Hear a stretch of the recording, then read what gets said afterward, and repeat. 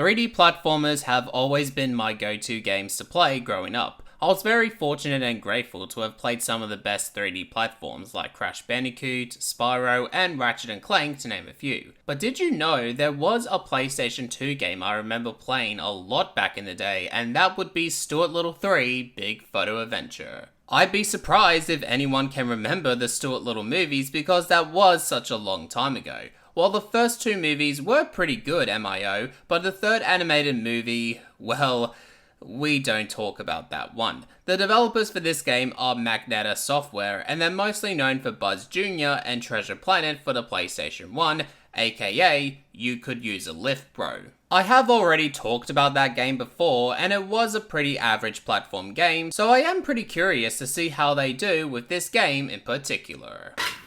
I do remember playing Stuart Little 2 on the PlayStation 1 back in the day, and I did remember enjoying that game, so let's see if my opinion is roughly the same as I tackle... Where the fuck is it? Oh yeah, there it is. Stuart Little 3 Big Photo Adventure. The game begins with a cutscene from the movie, and by God, it is so shit. It's mostly cause they use different voice actors during the cutscene, and it doesn't match the same intensity as the movies. Come on, hurry up! The entire city is about to blow!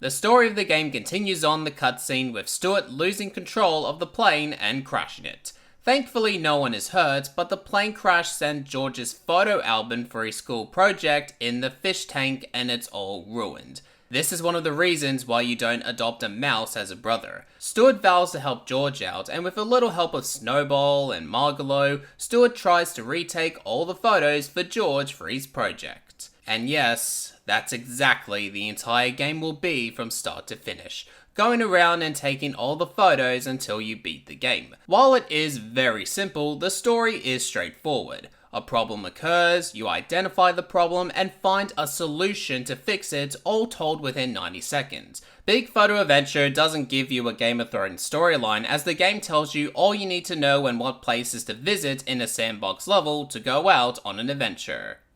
A big photo adventure to be accurate. Good night everybody! For a Stuart Little game, it's more than I can ask for. That's it!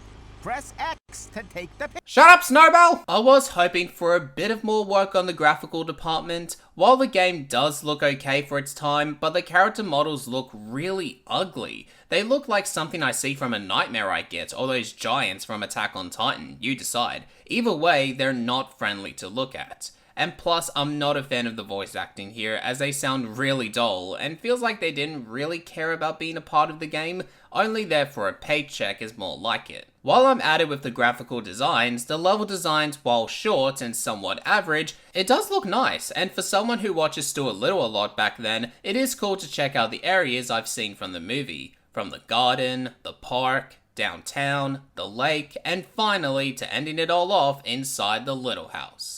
I thought to myself it was the coolest thing as a child, and looking the levels now, there is some detail within the levels, so I can give them props for that. So if you're a massive Stuart Little fan, you will definitely see some landmarks that'll make your heart filled with joy. So as for the gameplay, much like the story, the gameplay is simple as well. You go around the area, complete tasks, and take photos. Sometimes simply taking a photo won't be enough, as you might have to complete some tasks for people around you.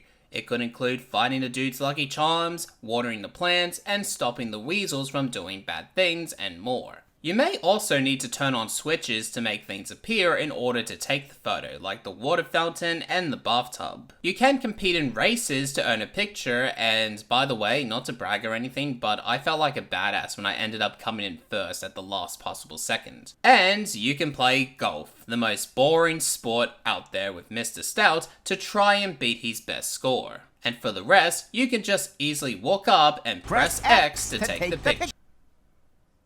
Okay, this is creeping me out. Snowball will even give you hints on how to move forward into the task itself, so you know what to expect. He also lets you know how you're progressing and can pick Stuart up to fast travel in a different area. The minigames themselves are okay, not the best I've experienced, but I didn't complain about them when I saw them. You have to bear in mind this is a platform game for the little ones, and from my point of view, from playing Big Photo Adventure, it doesn't insult your intelligence. Because Stuart is a small boy, it does take him a while to travel to a location on foot. But what you can do to make things go faster is ride your skateboard. While doing so, you can also perform tricks and grind on rails to show Tony Hawk who's the real pro in Pro Skater. You can change costumes for Stuart on the fly, not only to look different, but to also complete more tasks, like an archer where you can shoot bows to unlock doors, dress up as a firefighter to use a water hose, and a yellow poncho during the dark places while using a flashlight because Stuart can't see without his flashlight. I can't go in there without my flashlight. Throughout the game, you can drive many vehicles in the game, like cars, boats, planes, helicopters, blimps, and even a goddamn tank. Watch out, kids! Stuart's coming to get ya! Some control okay, but the ones that have a lot of speed are a bitch to control, and it becomes so slippery. Yeah, it is due to the speed, but because it can be pretty fast, it can also be tough to move around and gain control. I might go on to add that some vehicles are perhaps too fast for their own good. It all sounds like there's a lot to do, but really, the game can be pretty short in length. Without 100% completion, you can beat this game within 3 hours, or maybe less if you know what you're doing. The music here is actually really nice. It sounds clean and it has some cool beats and neat instruments to listen to. When you're walking, you hear the music the way it is, but when you're on your skateboard, the music picks up to a different tune and sounds even more enjoyable than before. I think the music here is definitely underrated and should have a lot more attention. And finally, we have the collectibles. There's really not much to collect. Each level has 6 cat snacks. Yay! A cat snack! Well, someone is excited for a biscuit. I found a biscuit.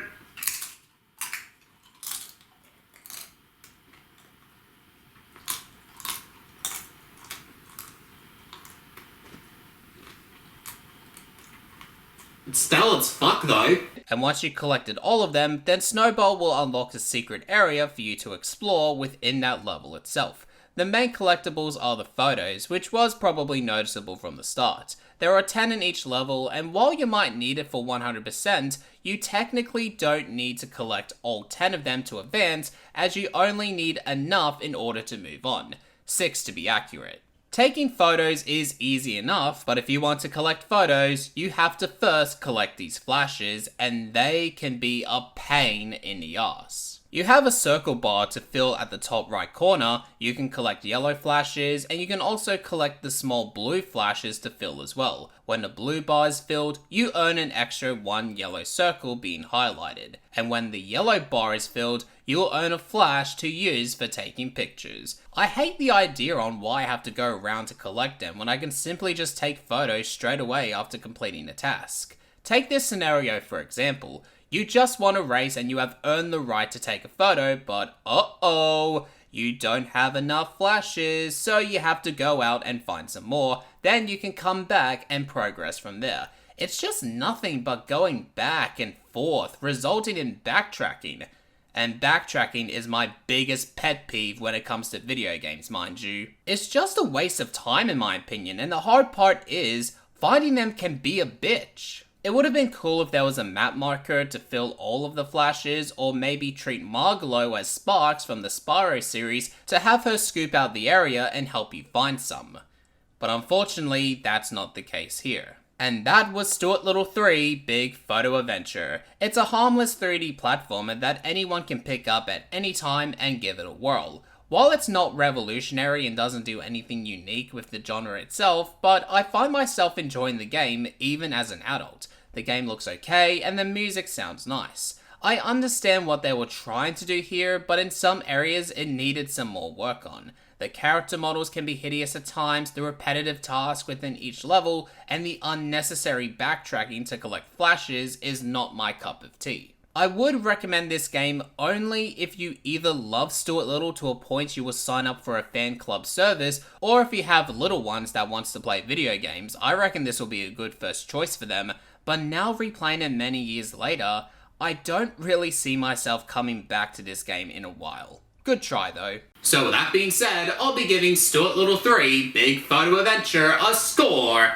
of 5 out of 10. It is weird thinking on how much I loved this game back as a kid, but nowadays as an adult, not so much. Maybe it is true what everyone says. Maybe being an adult truly fucking sucks, but anyways, that's gonna wrap up this video. I thank you all so much for watching, and if you enjoyed this video, then make sure to leave a like, share the video, and subscribe to the channel. And as always, my name's Cheese and Crackers, and I thank you all for watching, and I'll catch you all next time.